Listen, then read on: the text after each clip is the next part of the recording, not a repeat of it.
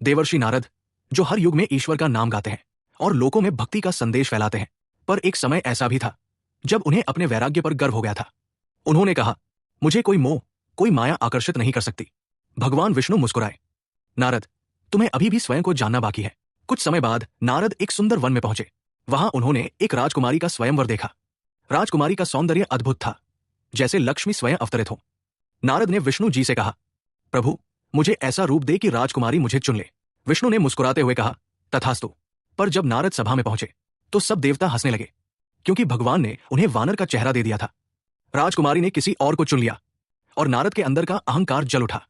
क्रोधित होकर नारद बोले, हे विष्णु, तुमने मेरा अपमान किया है, इसलिए जब अगली बार तुम पृथ्वी पर अवतार लोगे, तुम्हारी पत्नी को कोई और पुरुष उठा ले जाएगा और तुम उसे खोजते रह जाओगे। विष्णु शांत स्वर में बोले, तथास्तु नारद, पर याद रखो, यह भी तुम्हारे कल्याण के लिए है। युगों बाद यही श्राप रामावतार में सत्य हुआ।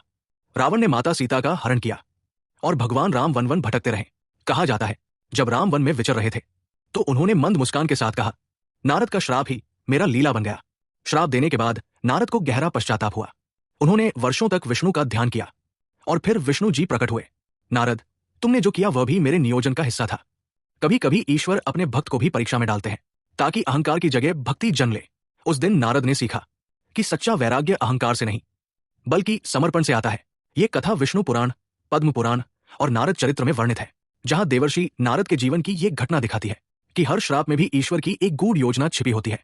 अगर ये कथा आपको प्रेरणादायक लगी तो इसे लाइक करें, अपने दोस्तों से शेयर करें और ऐसी ही अद्भुत पुराण कथाएं सुनने के लिए हमारे चैनल को सब्सक्राइब करें।